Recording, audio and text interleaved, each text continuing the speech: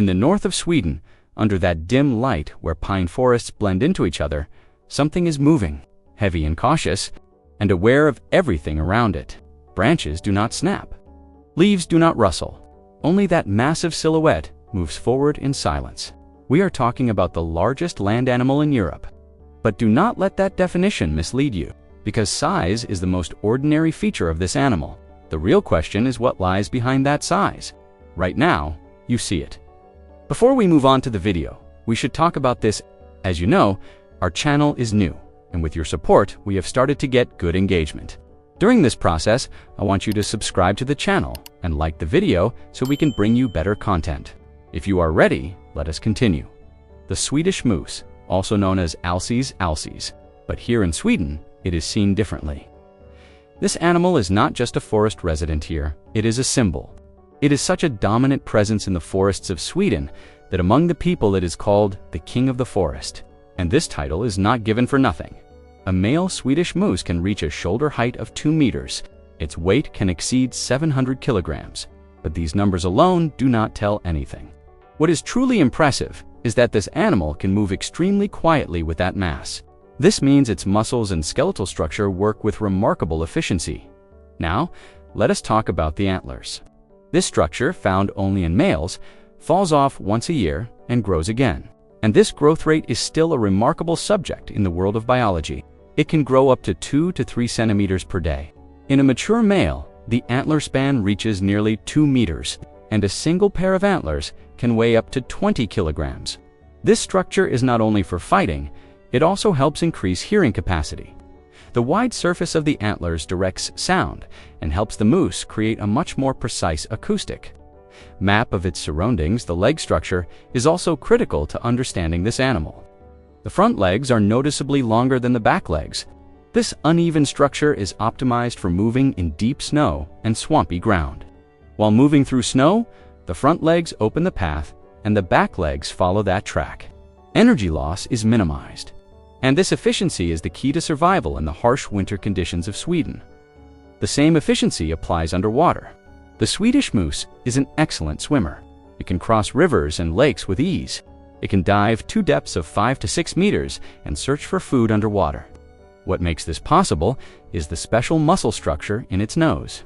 When it goes underwater, these muscles close the nostrils.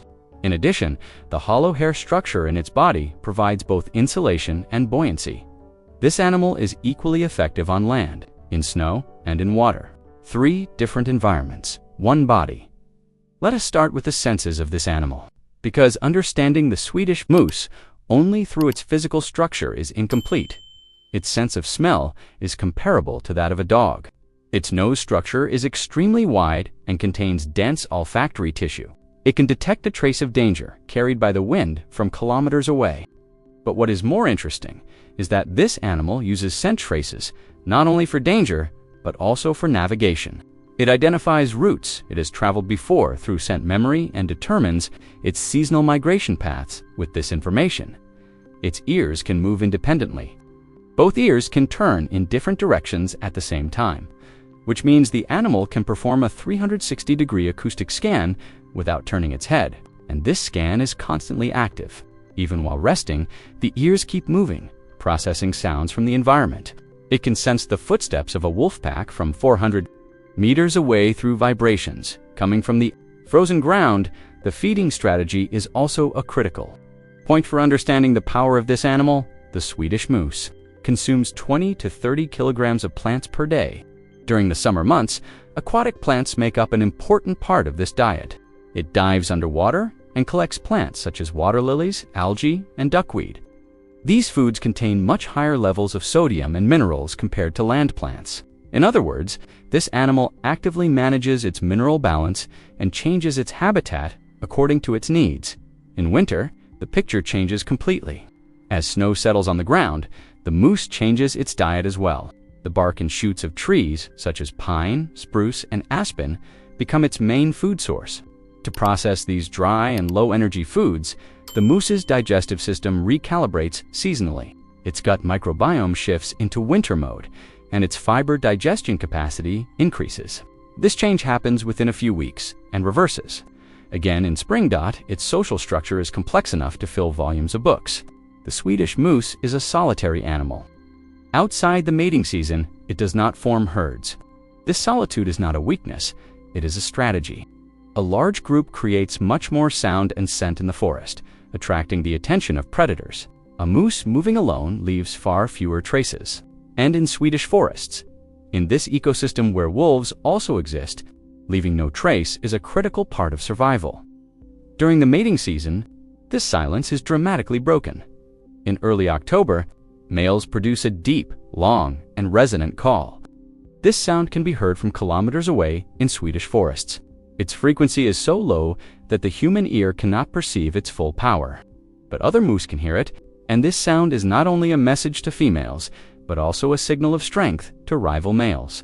The depth and duration of the call directly reflect size, health, and dominance. When rival males meet, a fight can become unavoidable. When the antlers lock, the force produced is extremely high. These clashes, where the 700-kilogram bodies push their full weight against each other, sometimes end with broken antlers. But what is interesting is that most of these fights never happen. Males usually assess each other through sound, body language, and antler displays. Physical contact is the last resort. This calculated approach saves energy and minimizes the risk of injury. Which one do you think is stronger, this animal or the wolf that hunts in the same forests? Write it in the comments and let us discuss this situation in depth. The impact of the Swedish moose on the ecosystem is one of the least discussed, but perhaps deepest. Aspects of this animal, the routes regularly used by a group of moose, gradually change the structure of the forest. The areas where they graze open up, tree regeneration is disrupted, and plant diversity is reshaped. Long-term studies conducted in Sweden show that in areas with dense moose populations, spruce forests are slowly being replaced by beech and oak. This change happens over decades, and reversing it takes much longer. A single animal changes the species. Composition of a forest through its feeding habits. Alone, the impact on the aquatic ecosystem is just as evident in lakes and rivers where moose heavily consume aquatic plants. The underwater vegetation changes. This shift directly affects water quality, oxygen balance, and the population of small aquatic organisms. When a moose enters the water and gathers plants, it actively reshapes that habitat.